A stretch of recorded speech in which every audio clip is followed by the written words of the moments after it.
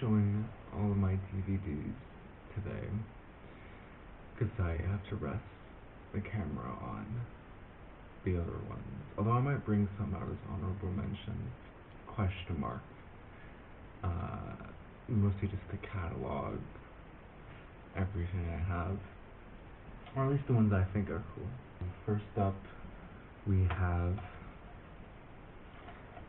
DVD for Godzilla against Mechagodzilla, one of the early 2000s Godzilla movies, which I love the aesthetic and energy of all of those early 2000s ones. I mean, all Godzilla movies.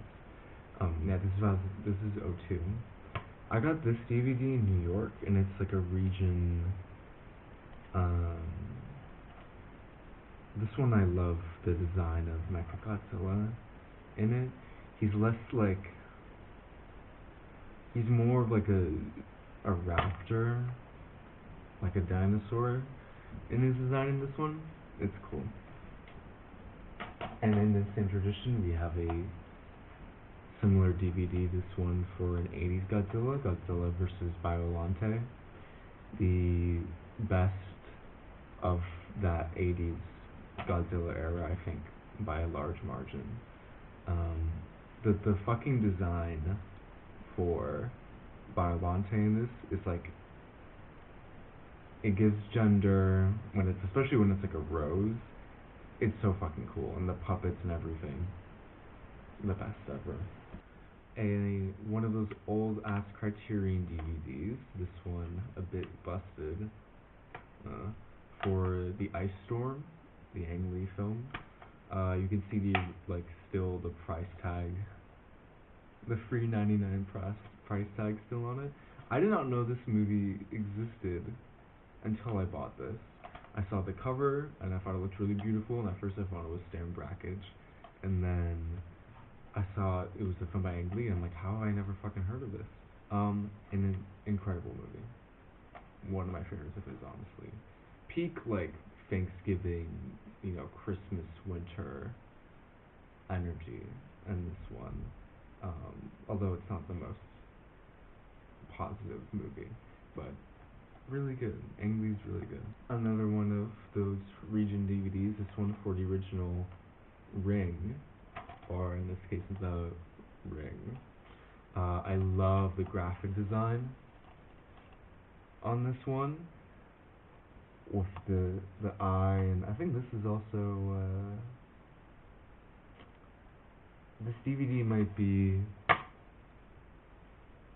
it's another early 2000s one. This is 98, but I think that's just when the movie came out, around that time. But incredible movie, especially watching it on this DVD and like on a CRT TV. Beauty. Criterion, again, older DVD box sets of free films by Hiroshi Teshigahara. Pitfall, Woman in the Dunes, and Face of Another. My favorite of these probably has to be Face of Another, which was like a formative fucking movie for me. Like, I can memorize every single frame of that movie. But it goes without saying, Woman in the Dunes is a masterpiece. Pitfall is also really incredible. But Face of Another is where it's at. And I love the case of this, and I love the fronts of like the fingerprints. All these older Criterion DVD cases always have, I feel like, cooler stuff and not just like plastic. It's like paper. Need I say any more? Again, price tag still on it. This is a good documentary. Honestly, like, I'm not that crazy about it because it's not that long. It's always great seeing more footage of him, but it's pretty short. And I genuinely prefer watching the two-part doc of the making of Inland Empire. It's like the same era of Lynch too, so I generally watch that. But still, great clips in this one. This one has just like the opening of just like Lorraine ASMR outside of like his window, and then like him just like smoking for like 10 minutes or some shit. Might be my holy grail DVD. what's coming up next. Or I mean, it's in the top 2 or 3. The Mamoru Oshii Cinema Trilogy. This is the front, where you get the red spectacles cover art, and then on the back side, more red spectacle stuff. But this one, I think, for the second one. And then on the sleeve, you got just a little hint of the Talking Head poster, which is one of my favorite films of all time. And it comes with the red spectacles, Talking Head, the soundtrack for Stray Dog, and Stray Dog. I think Stray Dog is the weakest, definitely. It's still a good movie, it's really entertaining, but like, in comparison to like Talking Head and Red Spectacles, which I think are like masterpieces and like powerhouse films, it's a bit far behind. But Talking Head, like, to me, is like a top 10 movie that I think still has like less than 1,000 views on Letterboxd. Not that that even fucking matters. But it's like a life-changing film. And Red Spectacles equally like massive impact on my life. Like, these movies are why I always say them, that Mamoru Oshii's live action stuff has so much more importance to me than like Ghost in the Shell and his animated stuff. As good as, you know, those movies are, of course. There's no denying. I'll probably get buried with this box set. We have 2 DVDs, Run Lola Run and Bottle Rocket. I used to fucking hate Bottle Rocket. I thought it was really cringe. I thought it was like just not a good movie at all, insufferable. I thought Luke and Owen Wilson were fucking insufferable in this. But then again, I just got it on DVD because I saw it for like basically free, and I was like watching it around fall, and like energy just clicked. I don't know. I love the fucking like sibling vibes of that movie. I think also Luke Wilson is really hot. Not as hot as him in Tannenbaums, but I don't know. I just fuck with the energy of this movie now. Although a bit tragic. And then Run Lola Run, formative movie. Like, this is like high school Luca, like, wore the shit out of this fucking DVD. I remember when I had red hair, when I like shaved, and then when I was growing it out, I dyed it red. It was because of this, and then it was because of a musician who shall not be named who once dyed his hair red, but we will not speak of him. So I mostly just say it's because of this. But I haven't watched in a long ass time, and I feel like I really should.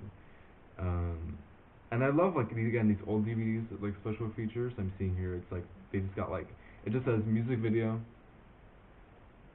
Just music video, not for who or what, just I love it. Now, if I see right below, I have to flex. I'll only show off one of these, but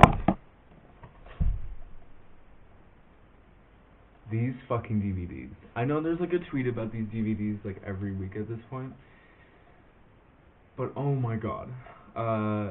These of course being the Baham like music video director collection sort of DVDs. So this is Chris Cunningham one. I have Chris, I have Anton, Michel Gondry, and Stefan, the Stefan one with all like the Björk stuff on it.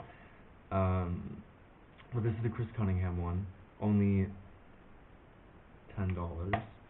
I mean, I don't think they're that hard to come by, but and then it's like some of the greatest works fucking ever. Obviously the Aphex Twin stuff, but then like the Portishead video where she's like underwater. Like I genuinely like, you know, everyone says it, but it's like it really is like a fucking golden era for that medium that like has never really, like you would hope that, you know, that we would get sort of closer to a similar time with such innovation. And there's a lot of really cool music videos being put out there, not denying it. And I'm not even gonna plug my music videos, but just like the stuff in this is like so inspiring, so fucking cool.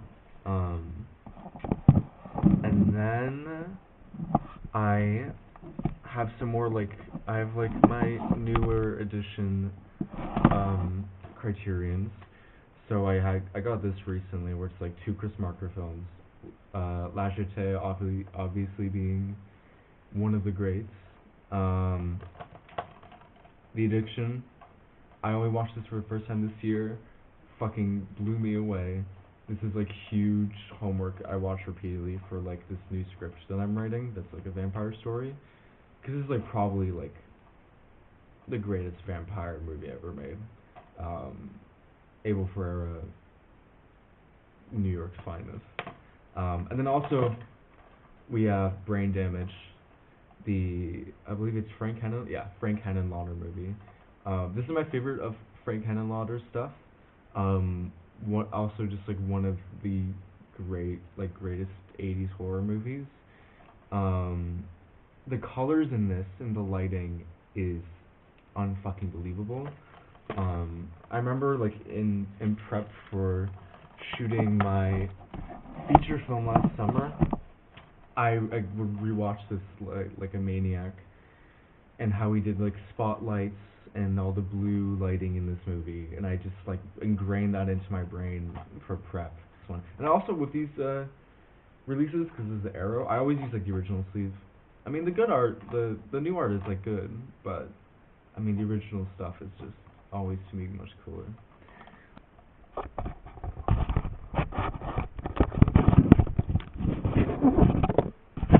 Okay. Two compilations. David appears again. Short films of David Lynch. I'm pretty sure this is one of like his like shitty self-released DVDs that he put out when like he had his website up and everything.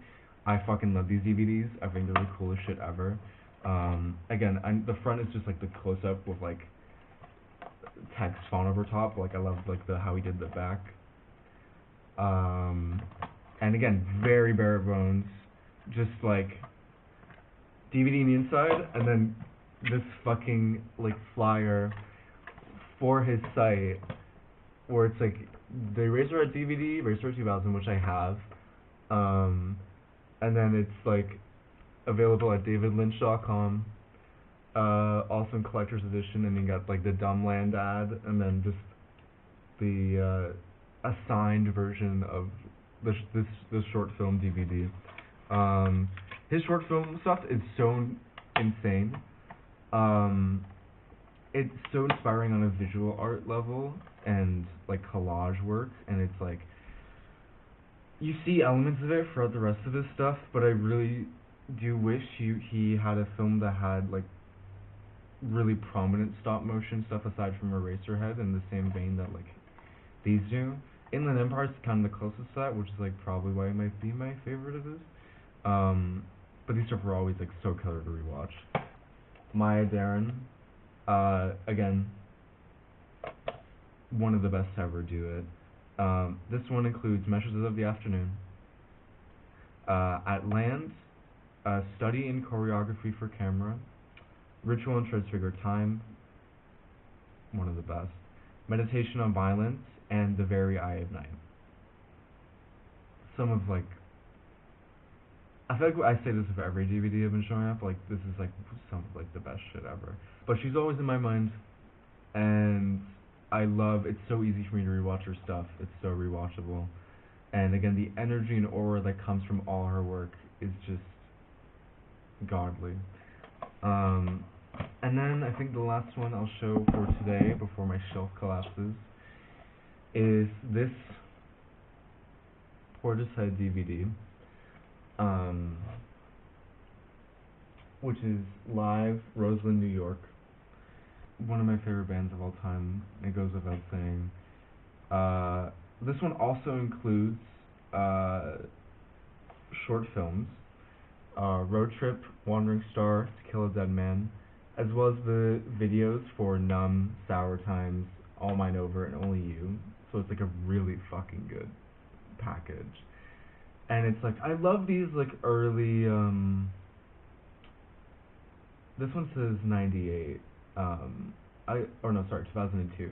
All these early 2000s like music DVDs are some of the coolest, most inspiring shit. Like, obviously, I hate to mention them, but the Radiohead DVDs, a big one, or big in like that regard too. All the music directors I mentioned, stuff like this. It's just like so, all like the basically shot on DV stuff for all these bands. It's just like I fucking yearn for it again. I don't know. And again, I also love the design for this one. The like tiny white at the bottom for Portishead logo, and then like the sepia big print of the performance. They're the best ever. Beth Gibbons too. Queen. That's gonna be it for the first batch. I think it should probably only take 2 or 3. There was some in here that I really wanted to make a bit about. Like I think and I mean fuck it. I'll show off my this is gonna take it all off. I'm gonna show off my PlayStation 2 games.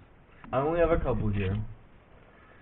But it's all like the free you will like ever need. One may be debatable, but Metal Gear Solid free, Snake Eater. I think Death Stranding is by and large the best Kojima game. But Metal Gear Solid 2 and free are really close. I think I actually like 2 more than free by a lot.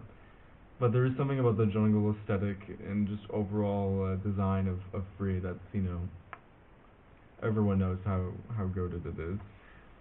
Next we have the PlayStation 2 port of Half-Life, the first ever Half-Life, which I remember I would stay up until 4 a.m. playing this on my CRT. And this is honestly my preferred way of playing the OG Half-Life. I like having it sort of in that cramped aspect ratio and the more vivid colors from the TV. It makes it feel a lot more intense and sci-fi in a really cool way. And I play this quite a bit too. It's obviously it's Half-Life, so it's really replayable. And then last one for reals for this video,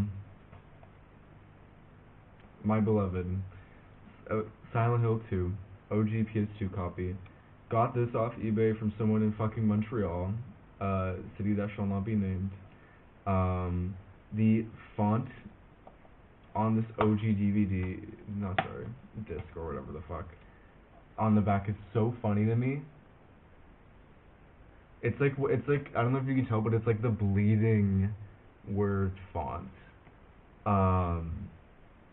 But this is like I replay this probably like once every year. It's a bucket list thing of mine where it's like if I don't get the chance to adapt to at least do a movie adaptation of Silent Hill 4.